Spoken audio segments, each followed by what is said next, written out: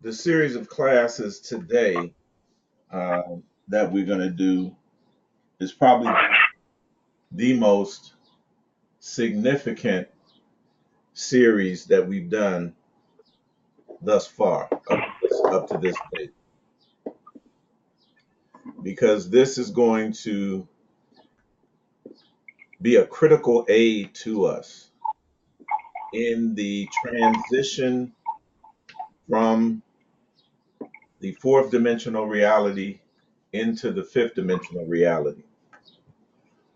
If you're not familiar, if you're new and you're not familiar to those with those terms, we're just talking about the next phase of our ascension. Everybody should be familiar with the word ascension. This is just simply the next phase of our ascension, but it is critical. It is a very critical phase, and this is why uh, we skipped yesterday's class. I've been wanting to get into this for quite some time now, but other things that were fundamental to reaching this level were needed. Uh, and now we find ourselves at a very important juncture. And yesterday I was given instructions that will tell us exactly how we need to approach this. And not only that, will give us the critical tool to accomplishing our ascension. Now, when you think of the ascension, again, and you think of being resurrected, you think of being restored, and you're waiting for some event to happen or someone else to come along and accomplish this for you, you should understand that you are the event and you are the one that is going to make no one else, not me, not anyone else on this call, that you are the one that is going to make it happen. And our ancestors have left us the tools and provided us with the information that will allow us to accomplish this in no uncertain terms. So the title of this particular series is Going Dark, Making the Transition from Light into the Darkness. Going Dark, Making the Transition from Light into the Darkness. Now, I sent out, everyone should have gotten this via email. I sent it out yesterday once I was done with it. I've made some slight altercations that may be just about one or two. And after this class, of course, you'll be getting the amended version of it. Going dark, making the transition from light into darkness, shifting from conscious human thought and language to subconscious divine thought and language. Conscious human thought and language refers to what we'll call light and the ego portion of our being. The subconscious divine thought or language refers to darkness, and that is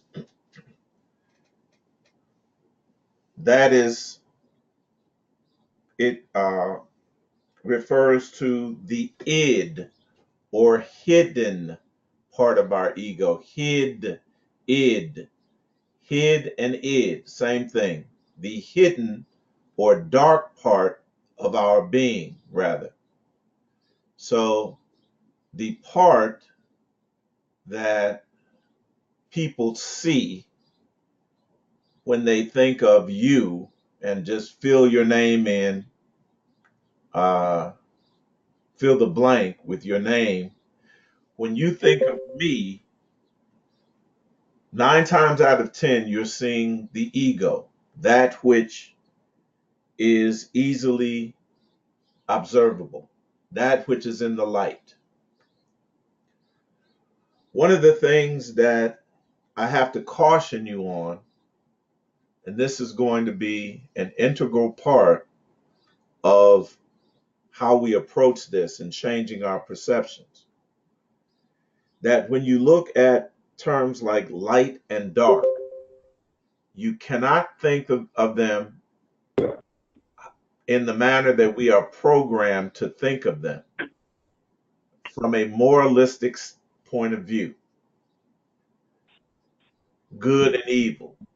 We've been programmed to associate light with good and darkness with evil. We're not going to be able to effectively interpret this information if we continue to think in terms of good and evil. That is human thought. We're going to see that very clearly. That human thought is dualistic and it views things in terms of good and ego. Good and evil. That is the function of the ego and the superego, to interpret things from a moralistic standpoint or from a standpoint of righteousness. We said yesterday that that is the lesser law.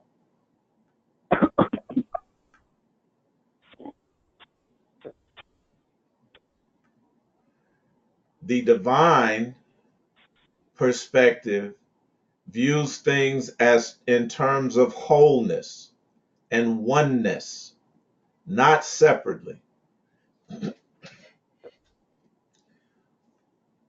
If we continue on in human thought, the application of this knowledge that we're about to receive is going to be extremely problematic, extremely difficult, and I would say impossible. But again, we've all been programmed like this. But what I'm going to show you today is, and to give to you today, is going to allow you to effectively bypass this programming that we've all been subject to. And this is absolutely necessary if we intend to make this transition from the fourth dimensional reality of the physical world into the fifth dimensional reality of the etheric world. Going dark is a slang term, and I put the slang definition in here because it really incorporates and capsulizes everything that this lesson, which is going to be a multi-part series, that it incorporates. The slang term in the intelligence world, which means you go silent. You go silent. You don't speak or communicate with anyone for a given period of time. It is a way of protecting yourself from someone who would do you harm. Now, let me interpret that as it relates to what it is that we're going to do today.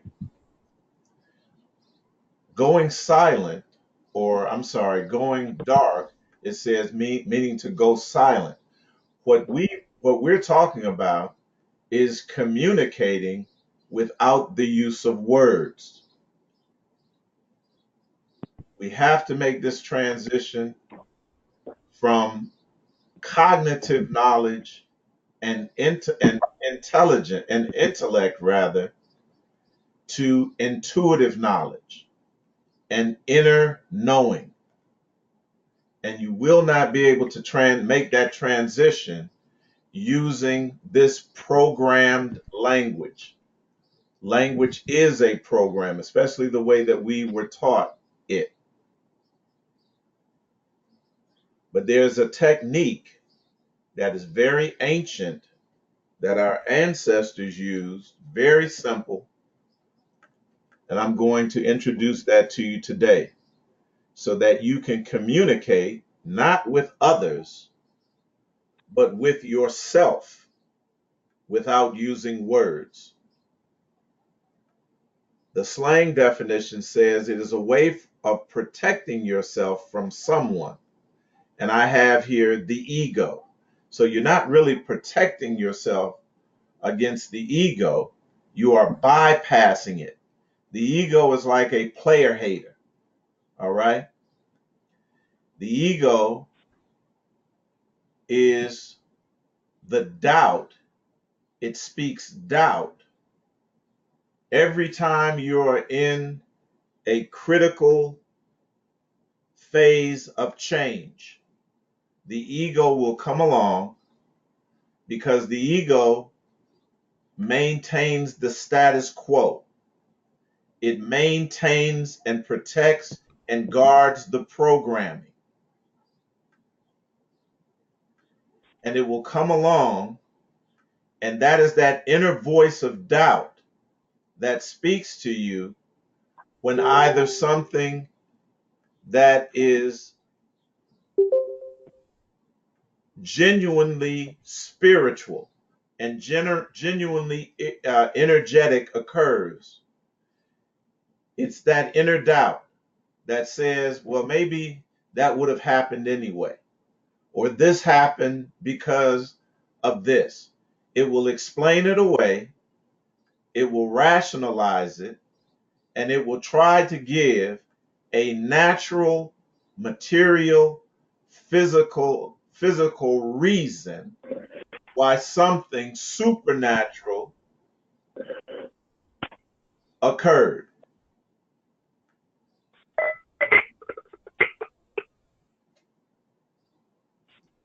We all on the same page.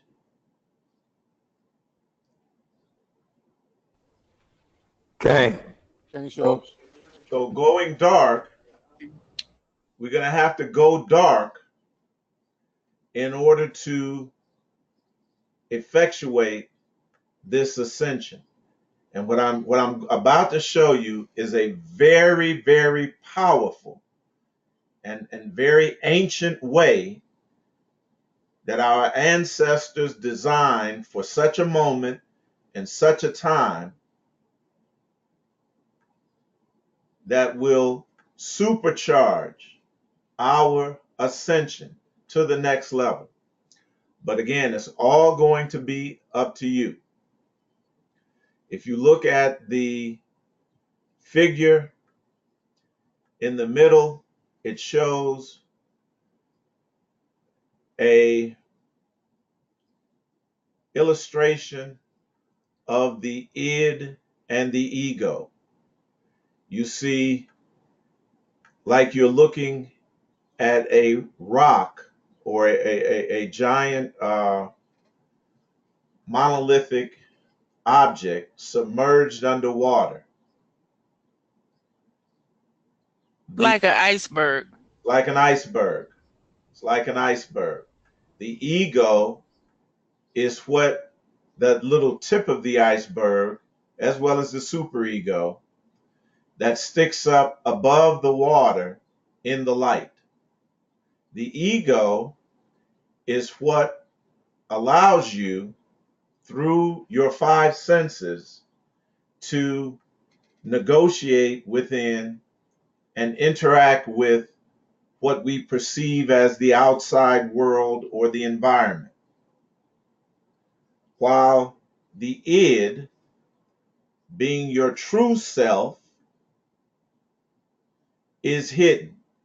It is the majority, the vast majority of your being that is hidden.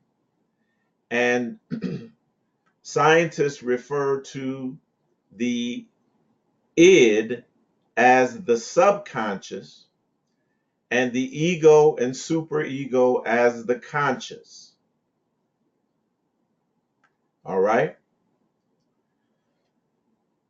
Our forefathers, our ancestors, used a symbol that basically says the same thing, but they use a tree and its roots.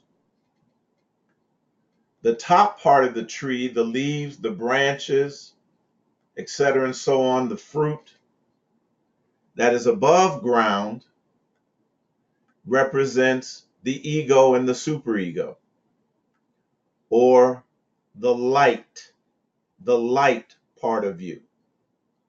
Below ground, the roots that are underground represent the id, your true self, your divine self that is hidden, inert, or asleep.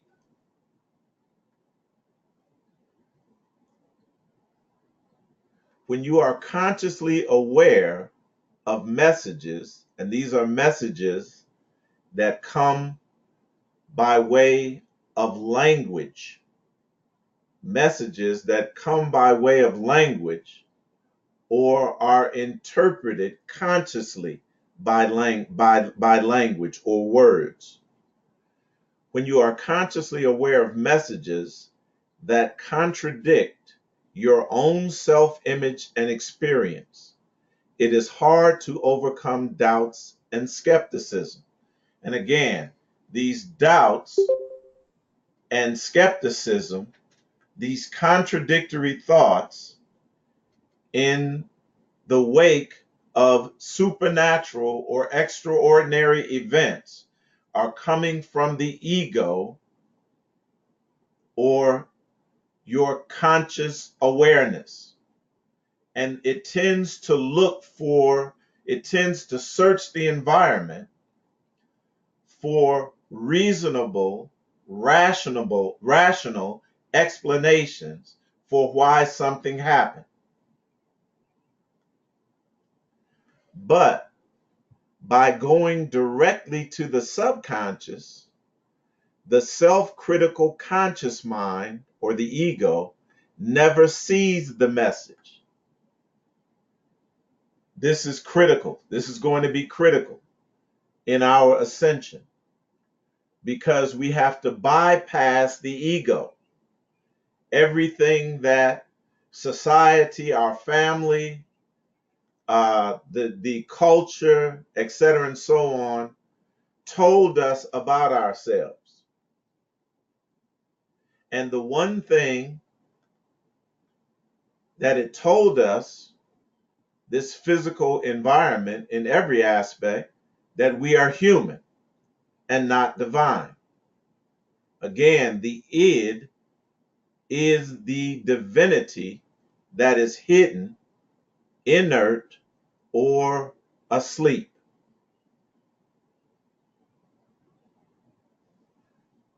By going directly to the subconscious, in other words, contacting the id, going to the roots, going to that which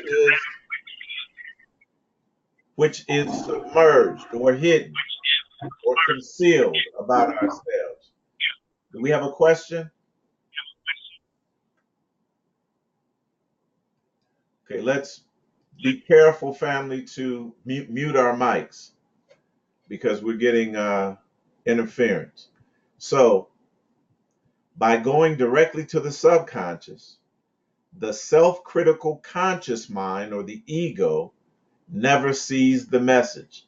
This is the point of going dark. This is the goal of going dark.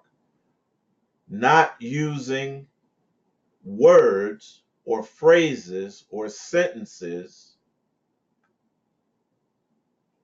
of language to communicate with your real, true self, divine self.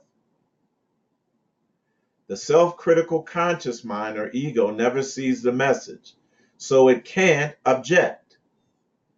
Perhaps this is why so many studies have demonstrated the power of subliminal suggestion.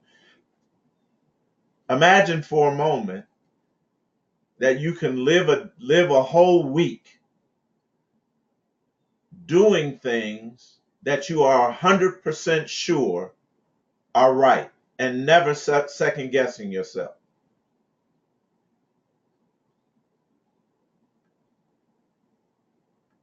That is called divinity. If you can do that for a week, you are living like a divine being. But in order to do that, you have to first begin to bypass the ego and silence it from your experience. Subliminal suggestion occurs when messages or ideas that are perceived below or sub the threshold of Lyman of conscious awareness influence thoughts, feelings, or actions. A message, object, concept, idea, or other stimulus is perceived subliminally. That is, it is perceived, your perception, Nasi, becomes divine because it is perceived by the ego, the divine part of you. When it is processed at the sensory level, visual or auditory, without an accompanying conscious sensory experience. When environmental stimuli, words, symbols, or words sounded out are subliminally perceived and encoded, mental constructs, mental representation of these stimuli and associated mental constructs are activated. So when you look at this tree, all right, and you look at the roots, you see these particular circles down here, spheres. Can everyone see them that can see the screen? Okay. These are Okay. these are what our ancestors Yes. referred to as Kalipo. These are areas of energy that reside in you mentally, but that are inert, asleep, or inactive.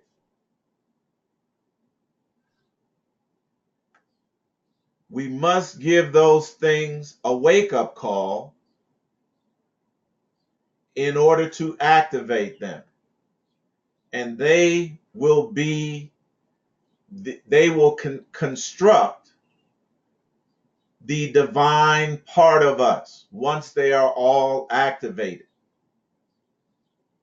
and will allow us to think, act, and behave supernaturally. In other words, above the environment, above the gene, above the DNA programming. Does it make sense? Okay. The Mm-hmm. The internal activation of mental representations makes schematically related constructs, goals, and behavioral tendency more accessible in memory. Consequently, subliminally perceived messages may be suggestive of those behaviors that are mentally activated, as their heightened accessibility increases the likelihood that they will be enacted. Very simple to understand. Subliminal stimuli, literally meaning below the threshold or below the ego, beyond the ego, contrary to supraliminal stimuli or above the threshold. Those are the things that occur within the light. Are any sensory stimuli below an individual's threshold for conscious perception? Conscious perception is human perception. Your conscious perception is human perception. Your subconscious perception is divine perception. The control above the gene, the control above the physical and material is subconscious, and it derives from the id, that hidden, inactive, inert, asleep, divine part of you. A recent review of functional magnetic resonance imaging, or fMRI, we just simply call it MRI, studies shows that subliminal stimuli activate specific regions of the brain despite participants being unaware. In other words, it doesn't have to filter through your conscious awareness. Visual stimuli may be quickly flashed before an individual can process them consciously, or flashed and then masked, thereby interrupting processing. This aspect of flashing and masking is what we're going to be concerned about, because we want to, in any case, bypass the ego and interrupt its processing and player hating as we ascend. The technique that I'm going to show you today is very ancient, time tested, and very effective. But as you are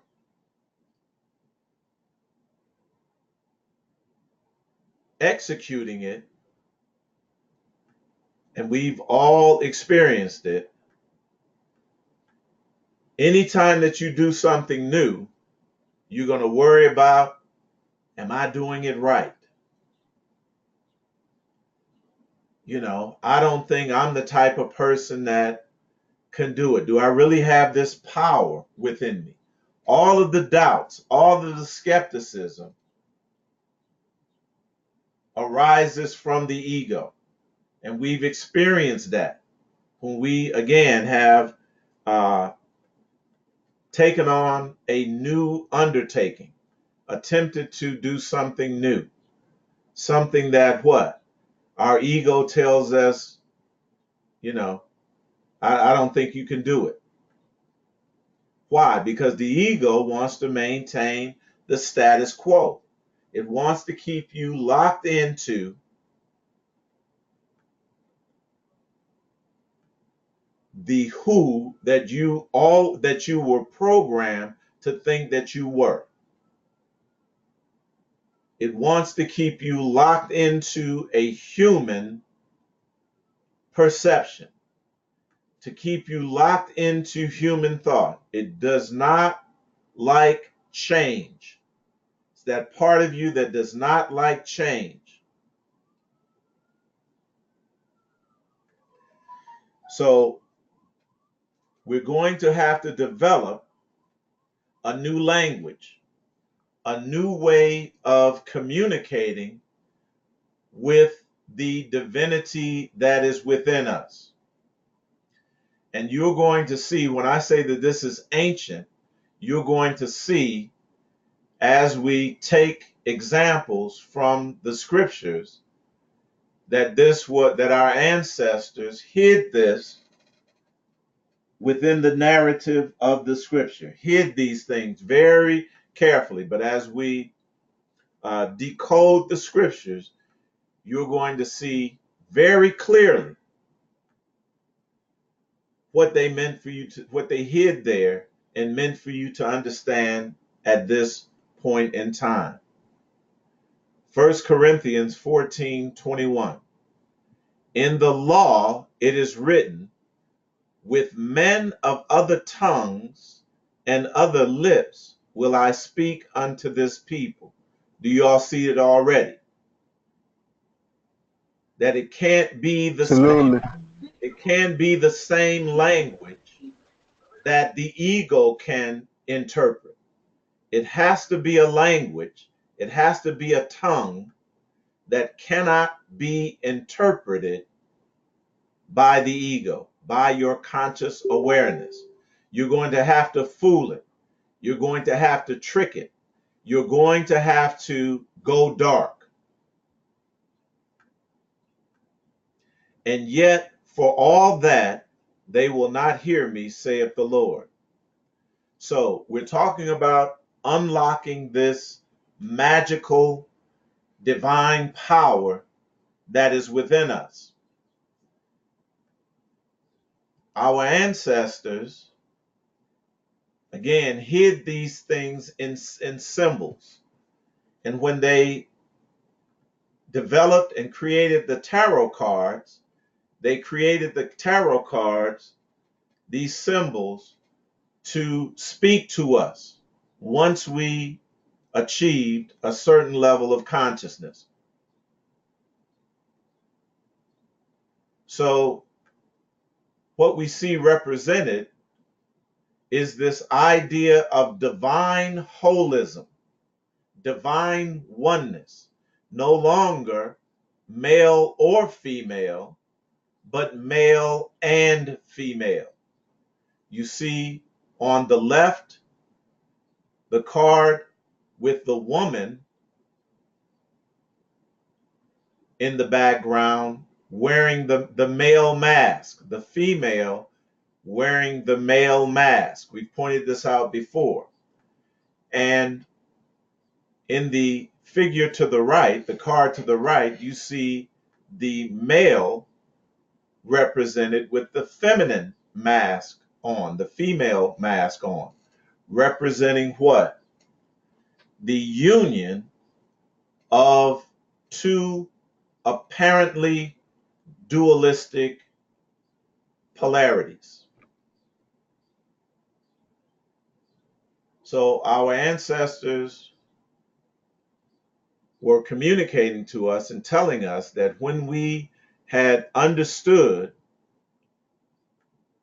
the dualistic nature of this simulated reality, this simulated matrix, that when we will have come to grips with that through knowledge and could identify wholeness in all things that are apparently opposite, and to mentally make that connection between hot and cold, light and darkness, cold and hot. And they knew that we were going to have to that we were going to have to surmount and overcome this programmed morality, moralistic perspective and viewpoint, and to achieve a neutral position in order to begin to work with these things and to access that divine power within us. It's curious to note several things you that the two figures, one is seated and one is standing. The female is standing. The male appears to be seated at a table with some objects on it. The female, although there are objects in the picture, they are all levitating, standing on their own power. And you see her, the feminine representation, with items of power in both hands, both a staff or a scepter and a sword. The male image has what we're going to come to know as Aaron's rod that budded. Aaron's rod or Moses' rod in his right hand. The sword is displayed as being lying on this table or this platform in front of him. So again, this is going to speak to us later as we decode these signs and symbols. What it is saying immediately is that the divine attitude is masculine, but the divine energy, as always, is feminine. We went through the symbol of the Baphomet and decoded that. Most people that are without knowledge and have not reached a higher consciousness level, again, view this on moralistic terms. And they said that this, and they automatically say, because they've been programmed to say, ooh, this is demonic. That's the devil. Nothing could be further from the truth. This is just a representation of the phrase, as above, so below. And it speaks of the union of opposites, joining together that which is perceived as opposites into one holistic unit. This is the foundation of our divine power, our ability to do what? Join apparently or seemingly opposite things into one thing. And you see this, we won't go into detail, we've already done that. You see that throughout the painting. Both the hands, one going up, one going down, containing what? Both the male and female organ.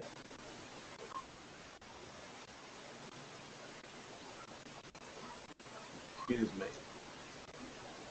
I'm getting some interference all throughout this. Anyway, we'll continue on. If your phone is not muted, please check your phone again because we're getting a lot of background static and noise. So the goal is to get beyond the ego and its interference. When we will have done that, we will have achieved a position of control, of divine control, primarily from a physical standpoint, above or outside the gene, above or outside the gene. And we talked about that the gene, that DNA, just copies the inputted programmed information and just transcribes it. The RNA takes the transcription, translates it, and then begins to build, form, or create something physical called a protein, which are the building blocks of our physical bodies. Transcribe just means to copy. The DNA, the two-strand DNA family, simply receives all of the information from our human experience, all the information that has come in from generation to generation to generation, that we've been, all that time that we've been what? Locked within this simulated matrix. It recalls and it just records all of the experience as a human and just continues to copy that and make what? Other humans mentally, physically, emotionally, intellectually, energetically, etc., and so on.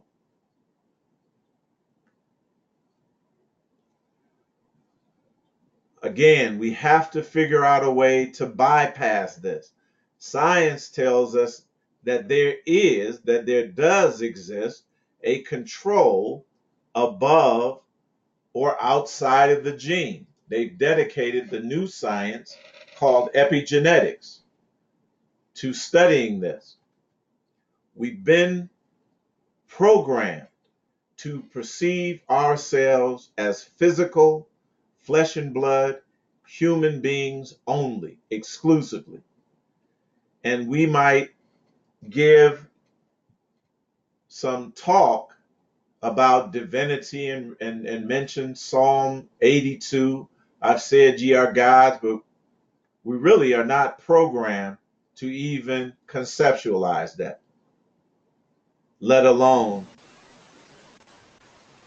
start to allow that to govern our thoughts and our behavior.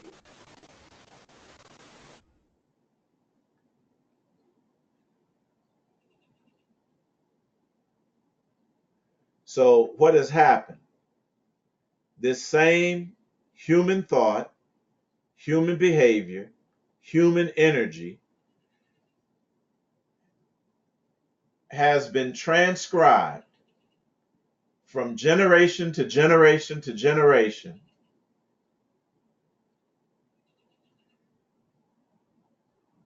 but there's a time of a shift that we've reached. We've reached a time of transition where we must, it is an urgency, transform into from human to divine. And it must begin with our perception and our thoughts. That's what we said is the control above the gene, our perception and our thoughts.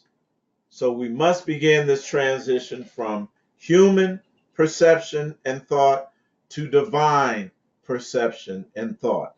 That is why this particular series is titled Shifting from Conscious Human Thought, Language, to Subconscious Divine Thought, Language. Transitioning from the light into the darkness. Transitioning from the light into the darkness. Exodus 20:5 reads on this wise: For I, the Lord thy God, am a jealous God, visiting the iniquity of the fathers upon the children unto the third and fourth generation of them that hate me. Hate what? Hate their divinity. Hate their divinity. This is your divinity speaking to you and letting you know that unless a change occurs, this iniquity, well, what is the iniquity? What is the sin?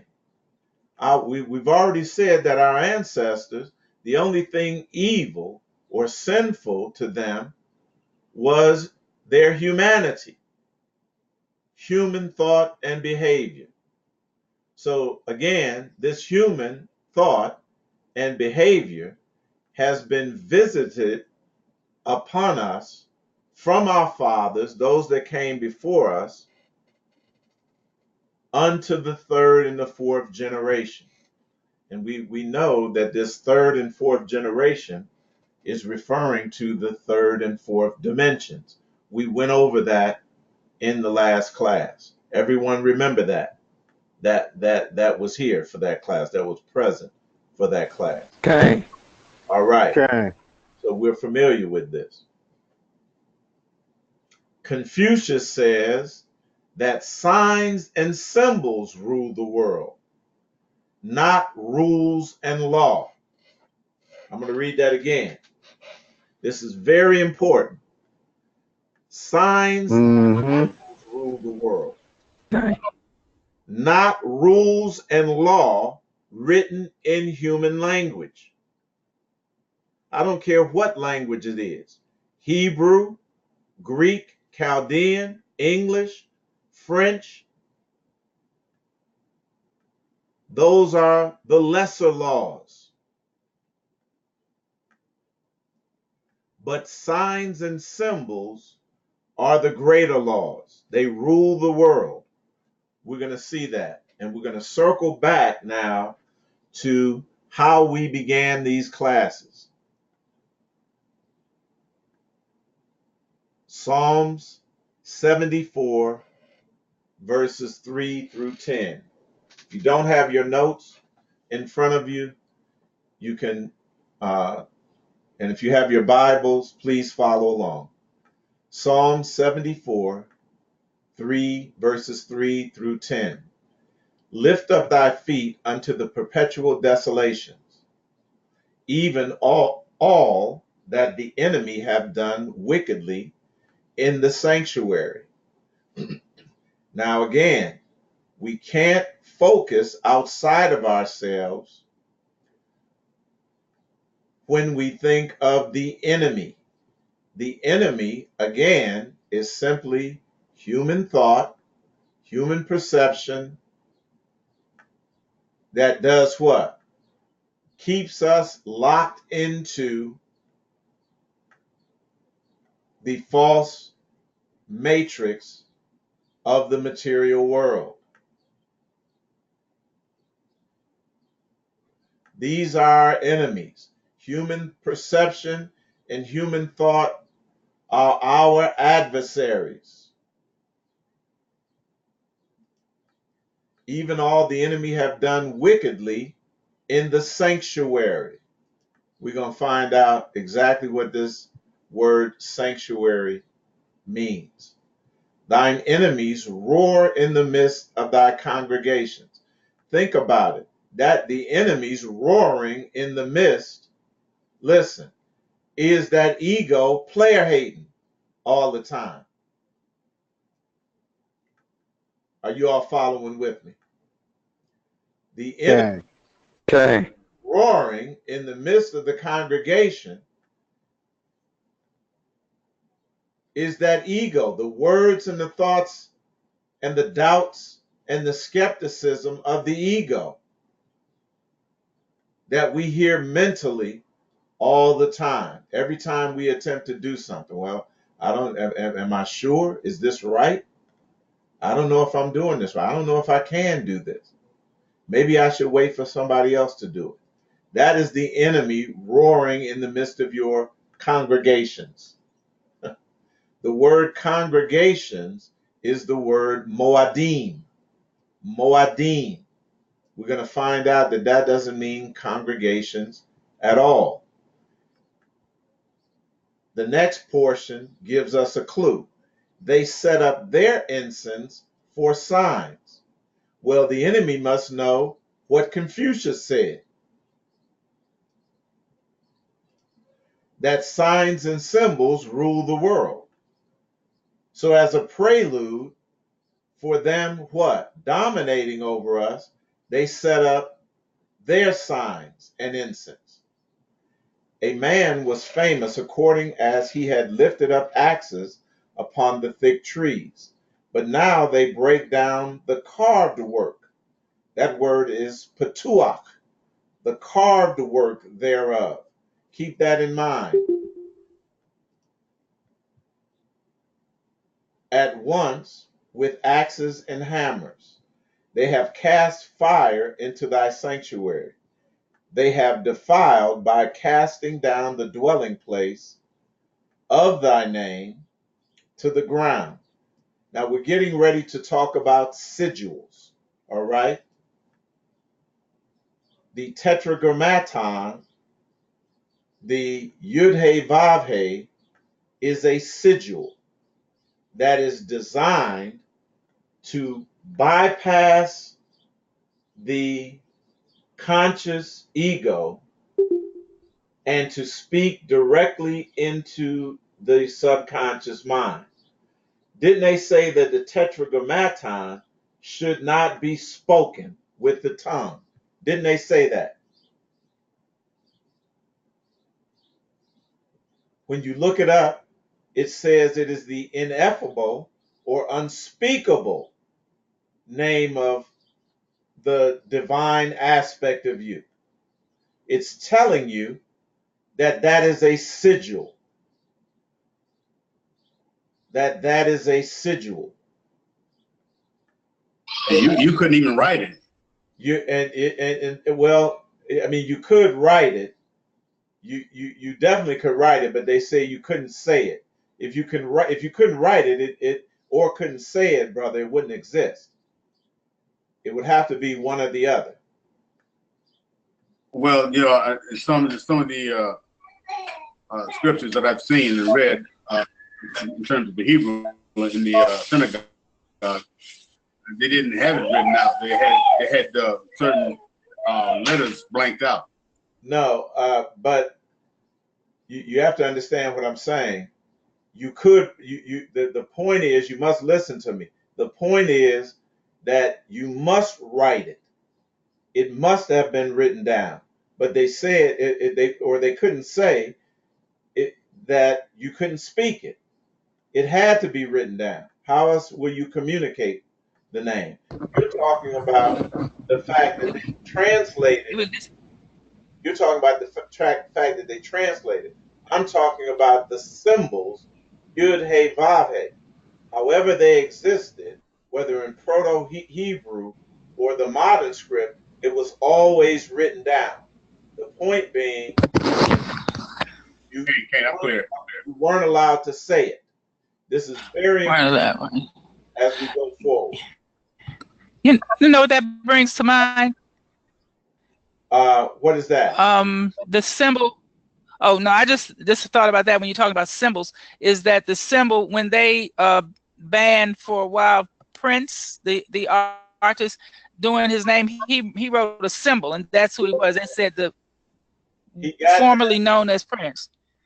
He got that. Now, see, here you are. You haven't been on the call for a while now, and you're trying to teach my class again, Mr. Ra. I gotta. I'm sorry. No, but you're absolutely correct.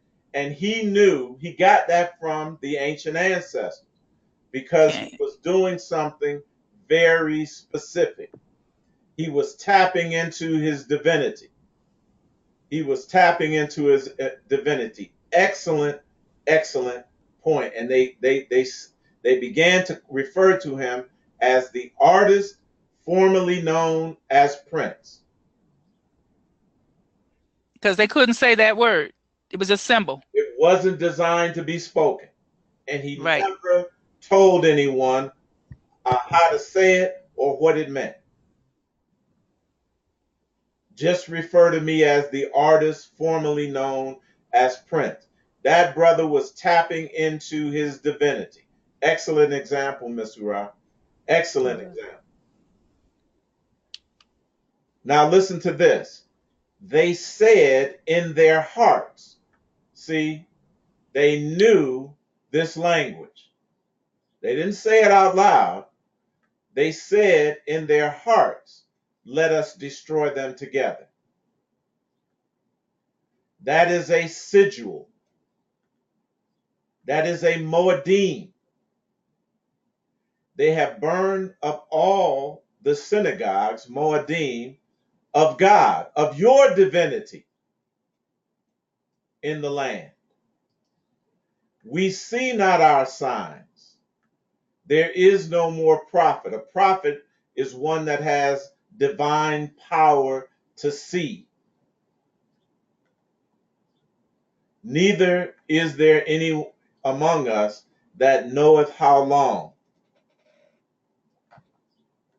O God, how long shall the adversary reproach? That's a question I'm going to ask y'all, because only you can answer. How long are you going to allow the adversary, that inner player hater, to keep hating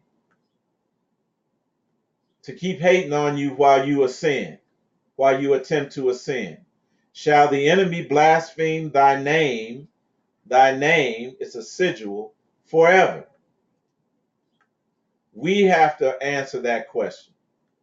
You personally must answer that question.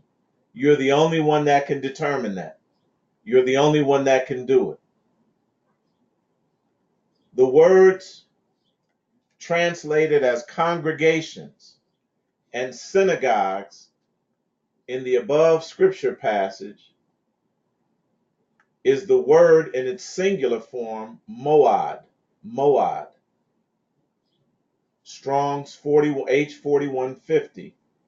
And it means a set, appointed, designated, predetermined, prearranged sign or signal. Has nothing to do with a building like that, like a synagogue with a congregation within that synagogue. It had nothing to do with no church or worship place or nothing like that at all. It has to do with a sign or a signal. This is why Confucius said that signs and symbols rule the world. Our ancestors, when they were writing, when they created the narrative of the Bible, they hid these things craftily, carefully, hid these things within the narrative of the scriptures. And again, once you look, the ego just interprets, that's the part that just interprets the scriptures for you literally, word for word. All right? Slick, can I say something? Yes, you can. That is why we are for signs and symbols, wonders and miracles. Absolutely. It's all attached. All attached. And we're going to find even more scriptures where that knowledge, where this knowledge is hidden. So the ego part and the superego only interpret what is on the surface and just below the surface in the scriptures. The id is what interprets these hidden signs and hidden symbols. Why? It's relative, because it's hidden. It's in the darkness. So it sees darkness as if it was light.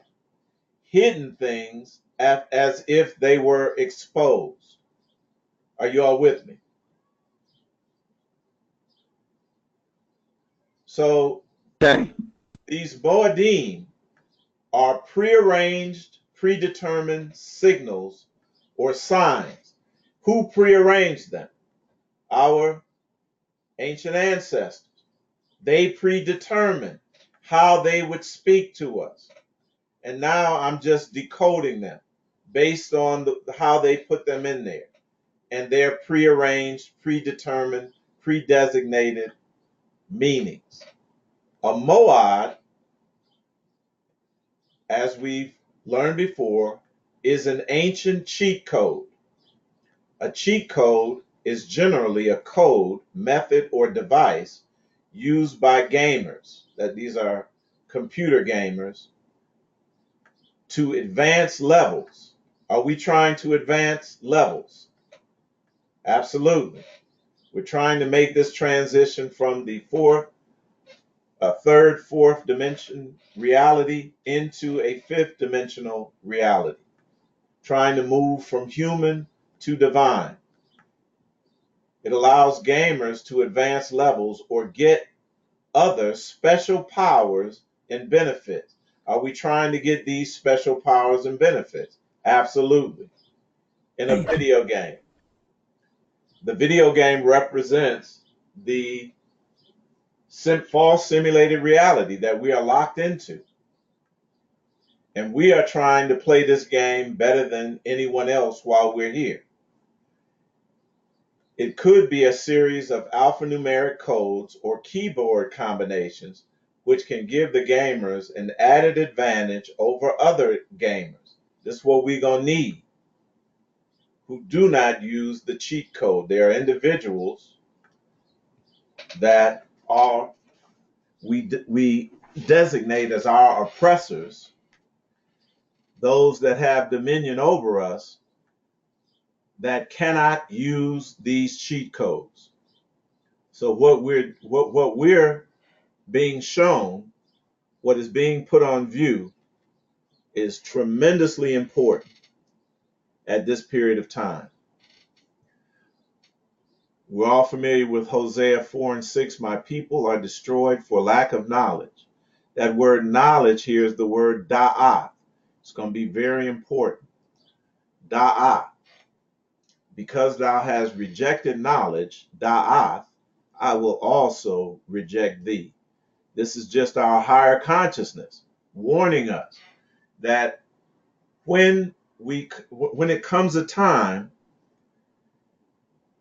that a transition point, that knowledge will be provided for us in order to what? Effectuate that particular transition.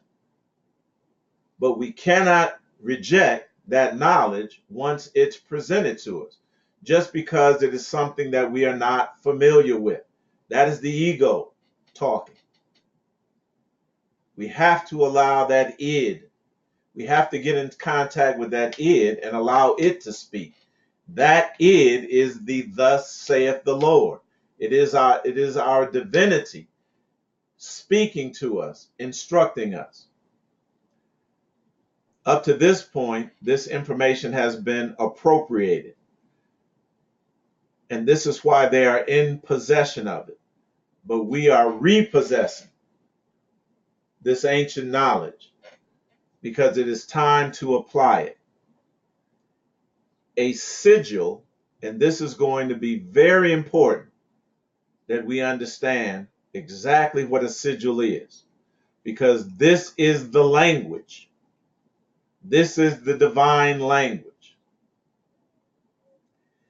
It is an inscribed or painted symbol considered to have magical power.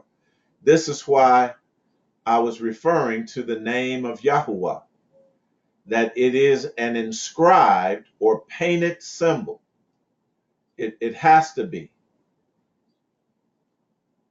It is an inscribed or painted symbol considered to have magical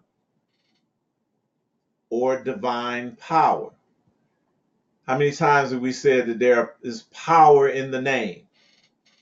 Power in the name. Well, this is what we were talking about. That Yud He Vav He is a sigil. In a later class, I'll prove that to you. But we want to concentrate. That is something that our ancestors indeed left us. But the more powerful symbol or sigil to each of us are ones that are of our own creation. Those will have the most power. The ones that are of our own creation, existing out of our or being manifested through our own imagination, our own mental powers. The archaic understanding of a sigil is a seal. You all remember the 7 seals. Or when someone puts a seal on something, that is their own personal stamp identifying them. And again, a sigil in a literary sense is just a sign or a symbol.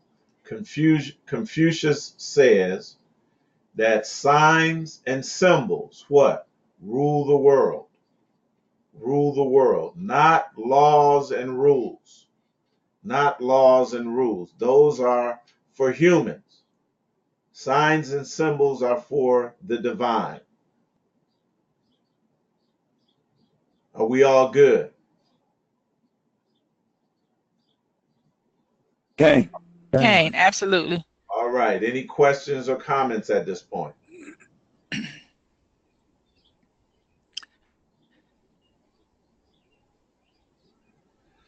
Okay, moving It's on. not. In terms of this language, we're familiar with John 1:1. In the beginning was the Word, and the Word was with God, and the Word was God. Again, attaching this language, more specifically, this sigil, to these sigils, these signs, these symbols, to divinity. That which was from the beginning, which we have heard, and which we have seen with our eyes, which we have looked upon, our hands have handled, of the word of life. 1 John 1:1. If a human can control their mind, now we know no such thing as a mind, but if you can control what is meant by this, if you can control your perception and your thoughts, we'll put that in right now. Perception and thoughts. If you can control your perception and thought, he can find the way to enlightenment, and all wisdom and virtue will naturally come to him. If a human can control their perception and thought, he or she can find the way to enlightenment and all wisdom and virtue. That's all power will naturally come to you. But we must exercise control above the matrix, the false simulated matrix, and control above the gene. And we know that control is namely perception and thought. Perception and thought. This word who was turned into a sigil in order to bypass the conscious mind. This is the conscious mentality or the conscious awareness. And we see it represented here. It was first a word that was spoken. This is ancient science, family. In ancient Egypt, who was the deification of the first word, the word of creation. I'm going to teach you how to deify words, how to make them divine, how to make them speak to the divine part of you. It's a very simple process. The Atum, or the Atom, was said to have exclaimed upon ejaculating, or alternatively, his self-castration in his masturbatory act of creating the Aeneid or the archons. The Aeneid and the archons are these energies that compose and construct and power the simulated matrix. This word who is central to a later sigil, Yahuwah. Are you all with me? That was Mm-hmm. the name Yahuwah was a sigil, a deified word that was built on the fundamental word and primary word who or Hu, Yahuwah. Do you all see it?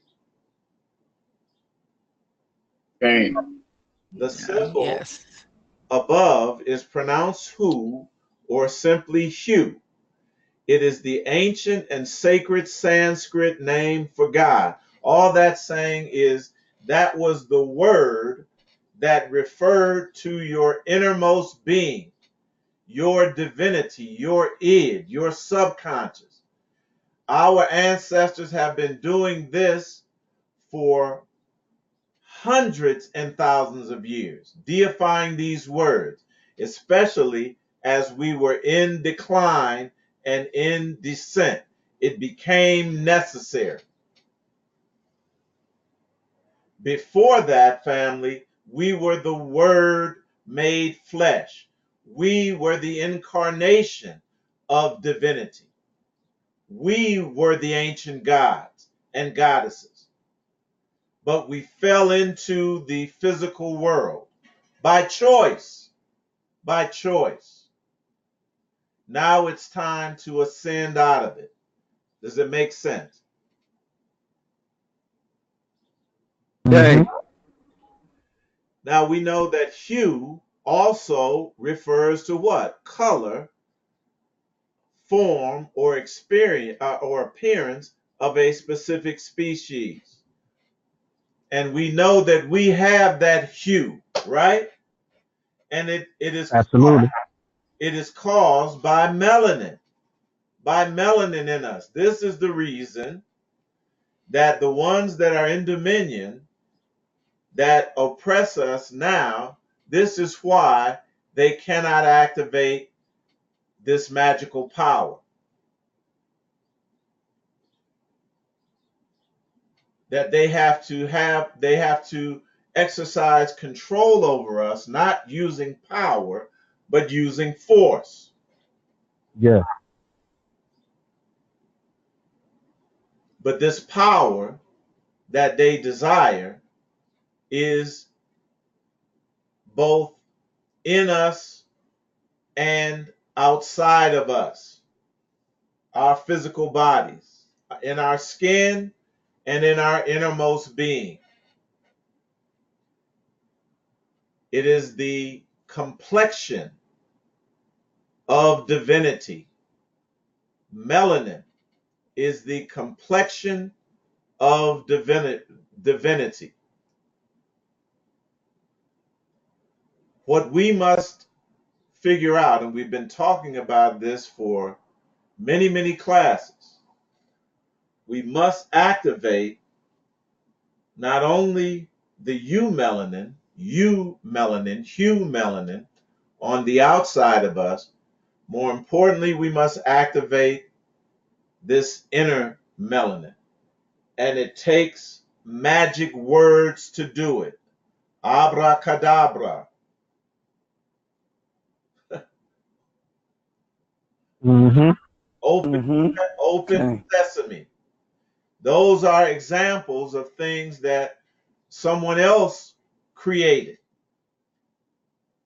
for them to possibly activate this divine power. I'm going to show you all because I've been shown how to create your own unique languages and words that bypass the ego and call up the genie that is asleep within inside your lamp to evoke the God in you. Not invoke, evoke. It's a difference. Evoke Yes. means to call out, to rouse, to wake up, to summon that sleeping, innate, inactive divinity within you, which resides in your subconscious being. In order to do that, you're going to have to speak, but it can't be English. It can't be Hebrew. It can be in any language that you know consciously or cognitively.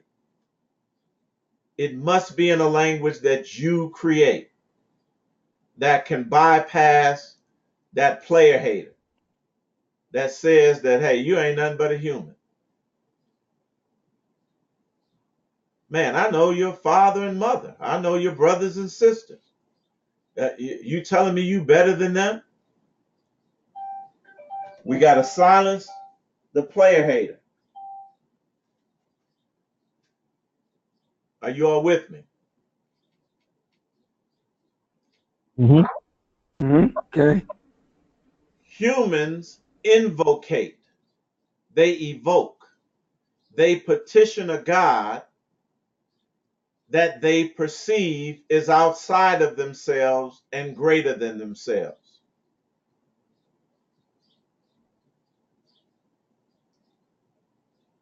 That's what we've all been programmed to do. Call upon the Lord. Beg somebody else outside of ourselves to do what it is that we have been empowered to do ourselves. To call upon, invoke, appeal, pray, do all that kind of stuff. It's time out for that. It's time out for that. It's time out for making an appeal. Wake up. After today, we're not going to have an excuse. We're not going to have an excuse to be humans anymore.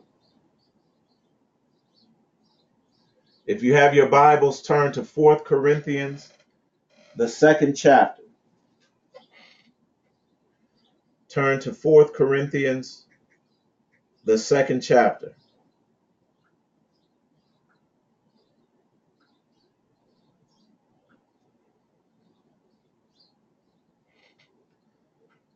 I'm going to be reading from the... Shows which Huh? Is it First or Second Corinthians? 1 Corinthians, the 2nd chapter. I believe I got one right. 1 Corinthians, the 2nd chapter. You tell me. Second chapter. Okay. Change it. And beginning at the first, we're going to read the 1st through the 7th verse, but this is going to be instructive. So we're going to read all the way down eventually to the 16th verse, but I'm going to read the first 7 verses first, because this is going to speak to us about switching off and going dark. All right? Switching off the regular language and going dark.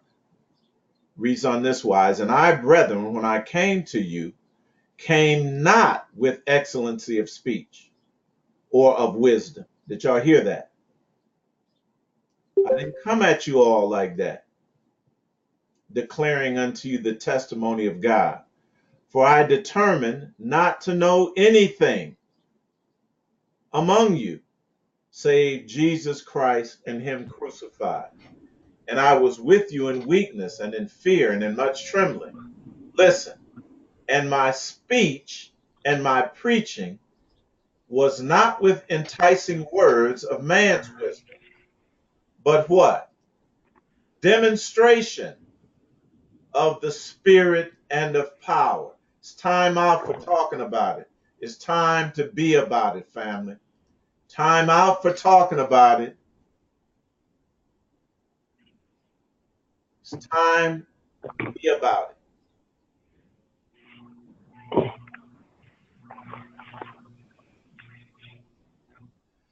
That your faith should not stand in the wisdom of man, that's cognitive wisdom and knowledge, but in the power of God.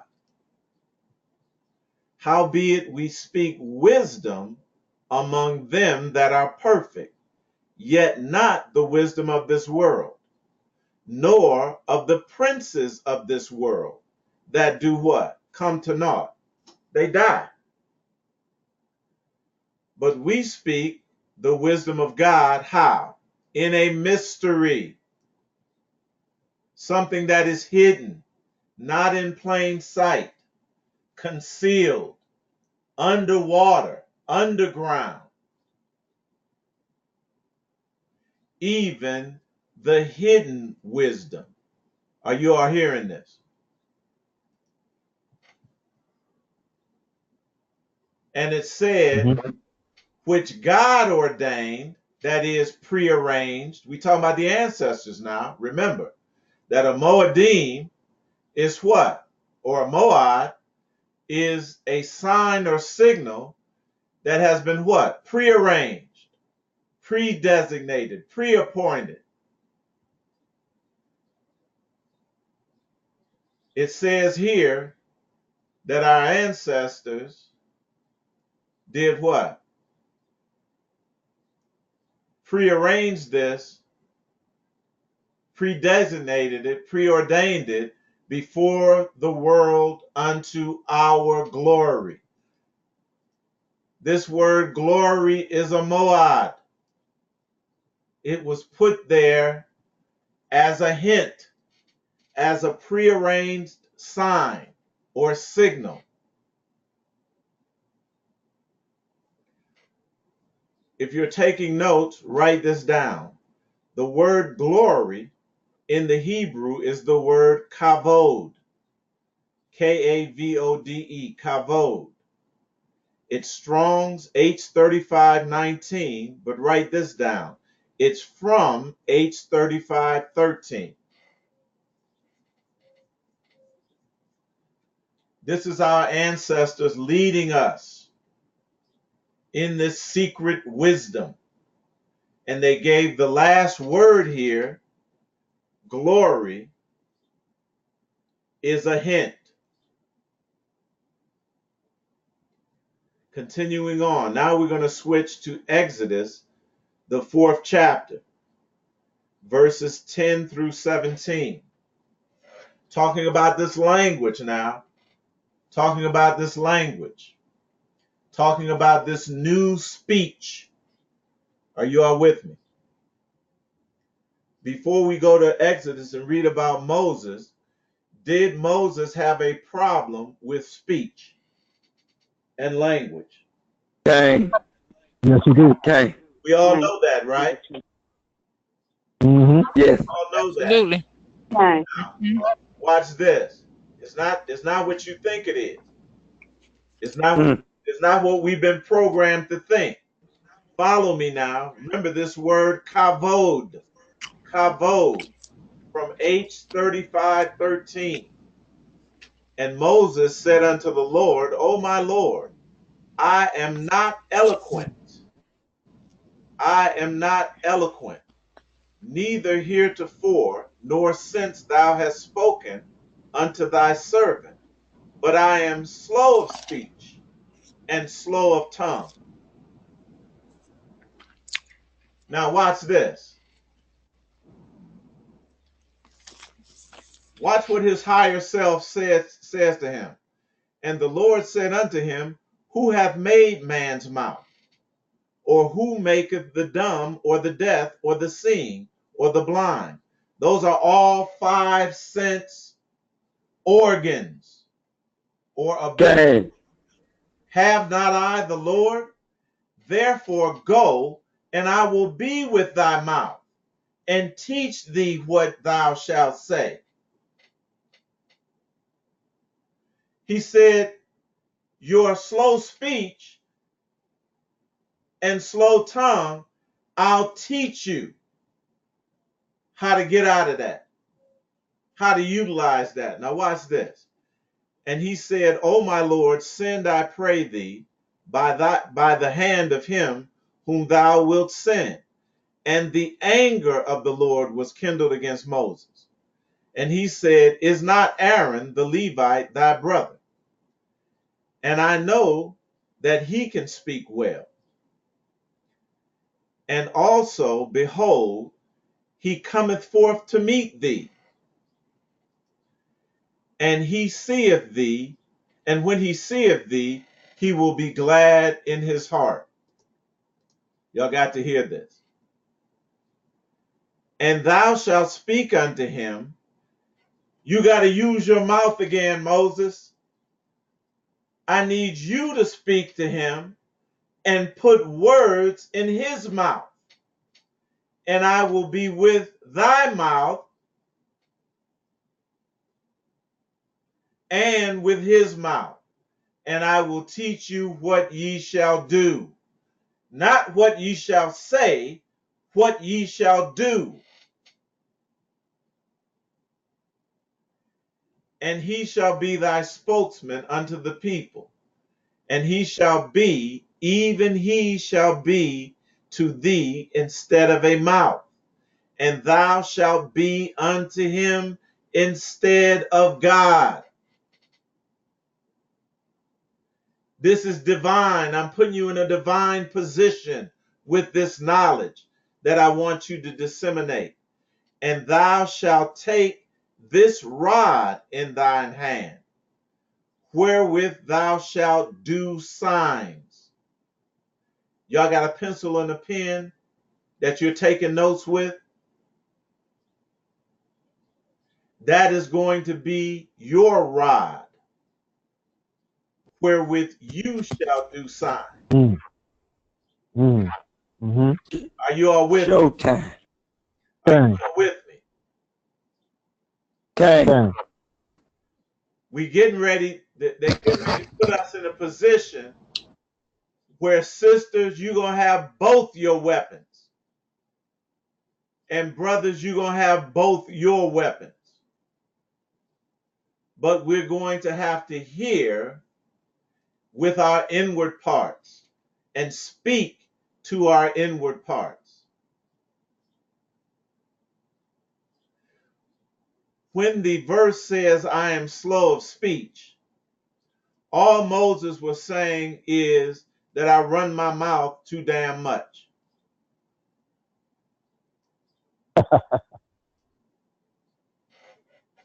That's all he was saying.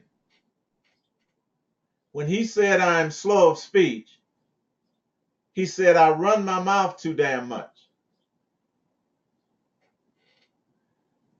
Slow is the word kaved, which is related etymologically to the word kavod, glory, which is connected to this hidden wisdom, these hidden words, these hidden signs and symbols, which God, our beloved ancestors, our divine beloved ancestors, ordained, prearranged, pre-appointed before the world, before the simulated reality. They had this stuff figured out before they even created the simulated matrix of the physical material world. Okay. This is reliable, powerful.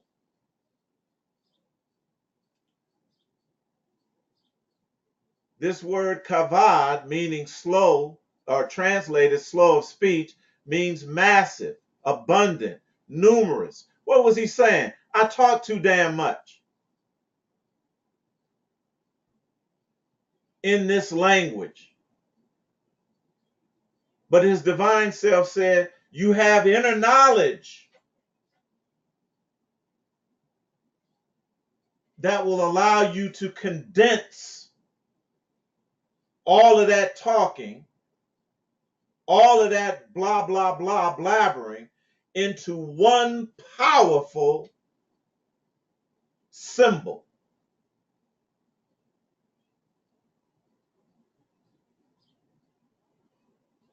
That will cause you to rule over your enemies, cause you to overcome what?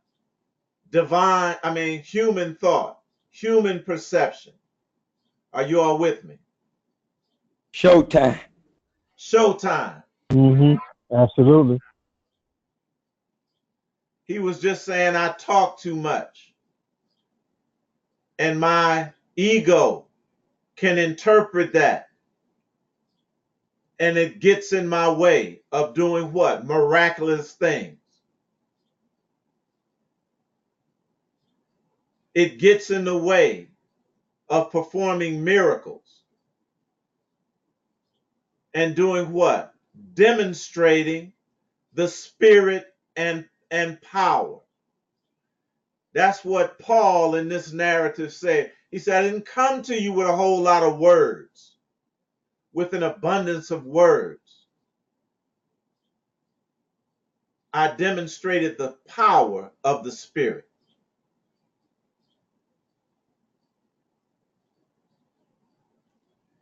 Hebrews 9:4 states that the Ark of the Covenant contained the golden pot that had the manna and Aaron's rod that budded and the tablets of the covenant. Now, the tablets of the covenant were what if they weren't rules and laws? Are you all with me? But Confucius said Mm-hmm. that signs and symbols rule the world, Symbols. not rules Mm-hmm. and laws. So all of these things, we'll decode these things a little bit later. They were put in there for a reason to show us what was the most important thing. We already said that our forefathers what? Ate the manna in the wilderness and yet they died. So it ain't about no diet. Right. It ain't about no diet, family. Didn't we say that? Okay. Yes. And we got individuals that we know followed all of the rules and as far as we can see, the rules and the laws, and yet what? They still died. Come on, shows. King. Absolutely. King. So that leaves this living rod. Do you understand? It's cut off from the tree, and yet miraculously, it's still budding. It's still alive. That's miraculous power, family. That's miraculous power.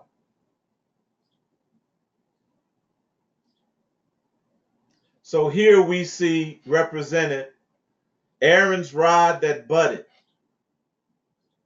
the pot or the container that had the manna, and the laws and the rules on the tablets. Aaron and Moses were instructed that they should take this rod in their hand and what? Do signs. Do signs. The rod, staff, and wand have long and intertwined histories. All three evolved from tools used during Ice Age astronomical observations. They were observing the stars by way of this. As above, so below. They were just looking at themselves and recording these divine aspects of themselves. By 8000 BC, direction, time, and distance calculations done by a few people improved the lives of everyone.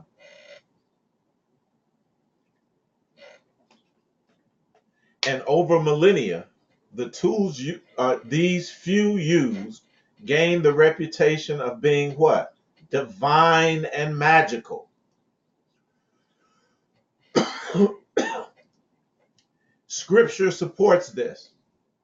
The prophet Hosea said, my people ask counsel at their stocks, and their staff declareth unto them. Hosea 4:12. The rod as the king's scepter indicated great power. And we see, and not just the king, we see the female with the scepter in her hand here. So not just the king. We have to think holistically.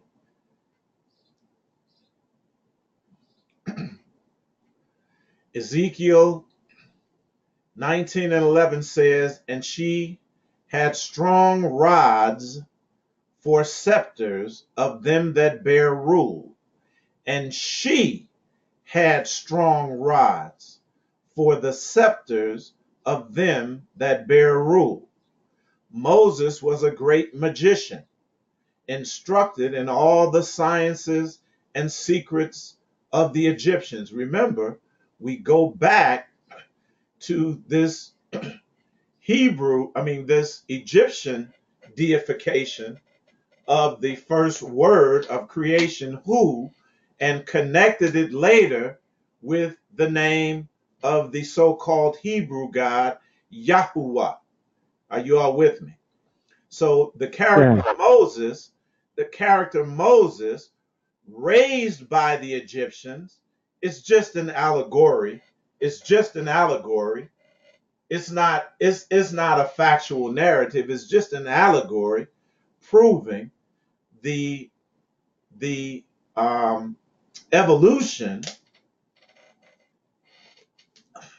of these powerful signs, symbols, and sigils. Moses was a great magician, instructed in all the sciences and secrets of the Egyptians. And when he performed his miracle, he had what? His rod. And is still so. Staffs and rods accompany the prophets. A bishop still carries the staff of life, and every magician has his wand. But we don't want to get into magical thinking about this. You have your rod. If you're taking notes, you have your rod in your hand. Haven't they always told us that the pen is mightier than the sword? Mm-hmm. Absolutely. Since I was a Okay. child. Well, you have your Mhm. rod.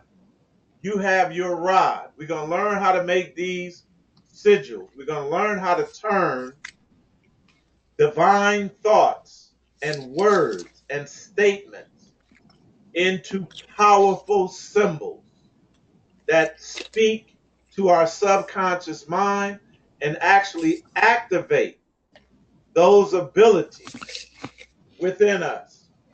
Are you all with me? Okay. Okay. Exodus 4 continued.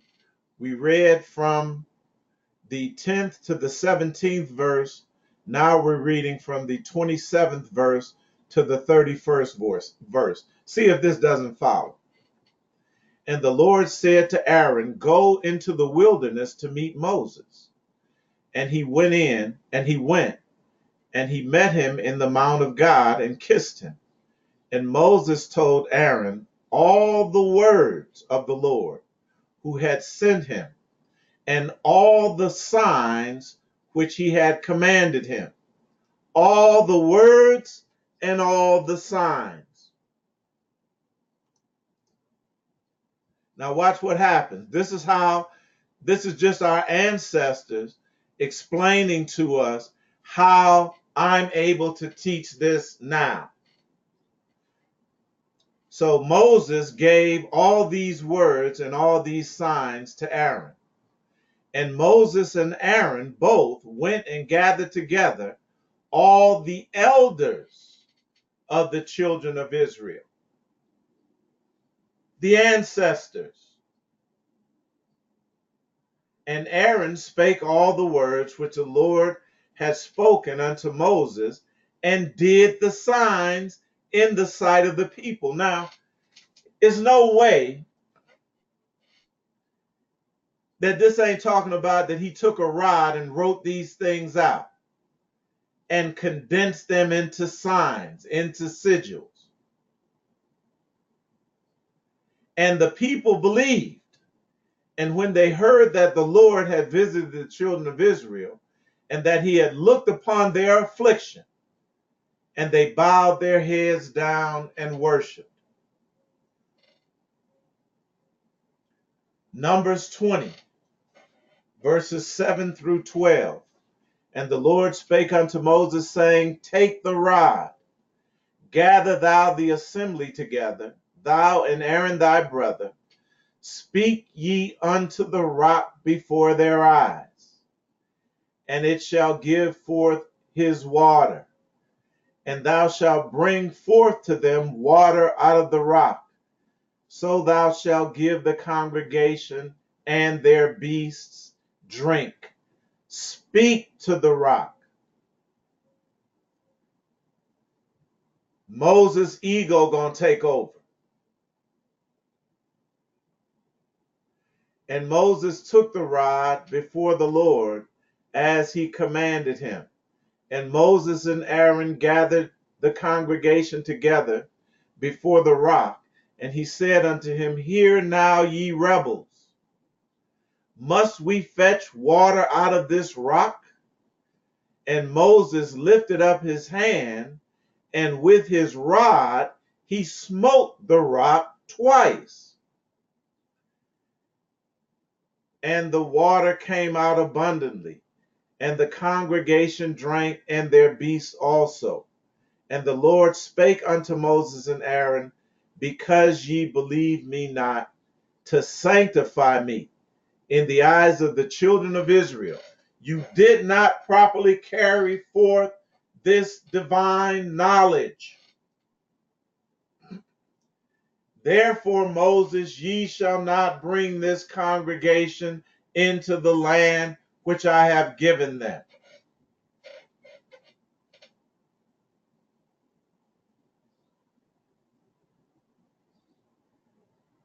Now, that's self-explanatory, family.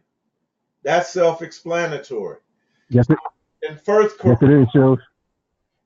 Corinthians, Paul here is talking about going dark, not using words that the ego, part of the being, can access and understand, and thus interfere with, like Moses got interfered with.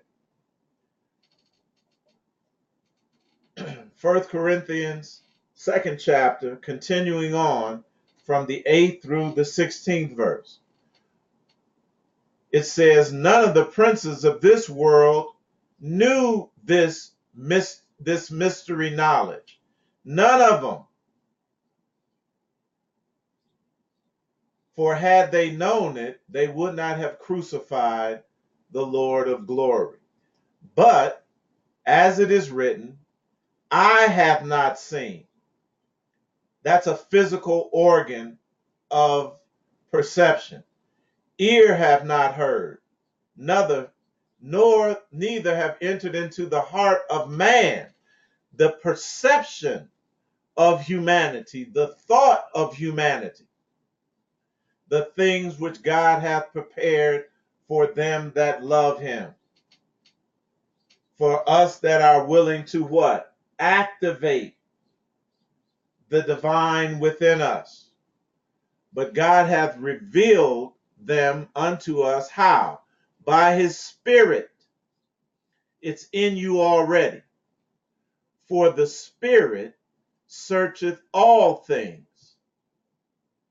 I don't have to convince you all who have activated or have begun to activate the Spirit. I don't have to convince you that what I'm saying is true. You have that inner witness of the Spirit that's going to testify unto you. Yea, the deep things of God, the things of the subconscious, of the root, of the roots of the tree, not the branches and the leaves, the things that are exposed to and only interact with the simulated reality. through the five senses. For what man knoweth the things of man, save the spirit of man which is in them? That is human thoughts and human perception. Even so, the things of God, your divine self, knoweth no man, but the Spirit of God. Now we have received not the spirit of the world, but the Spirit which is of God, that we might know the things that are freely given to us of God. That's all I'm telling you. All I'm doing is showing you what you have inside of you already. It's either sleep or just awakening, inactive, just becoming active, or inert, becoming active. Which things we speak, listen, not in words which man's wisdom teacheth.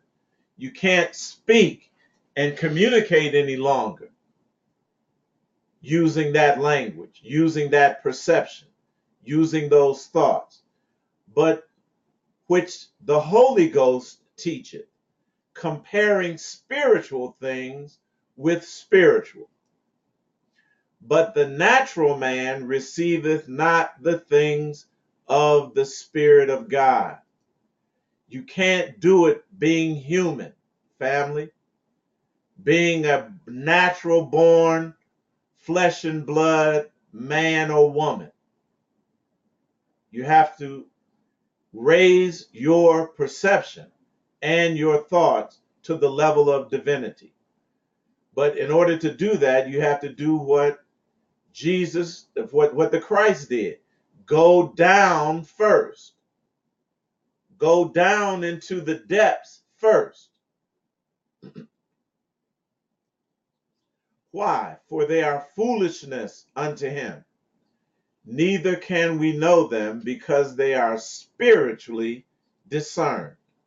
Not discerned by the human intellect. Not discerned or detected even by the human mentality, by human perception.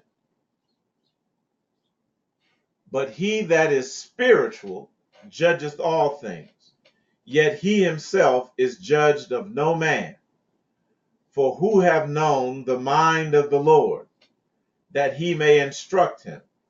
But we have the mind of Christ. In other words, we have this divine perception and thought within us.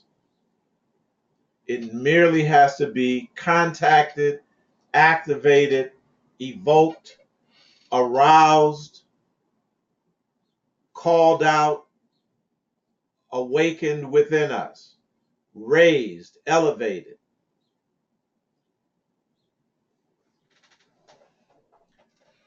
I'm going to pause right here before I close and ask at this point, are there any questions or comments?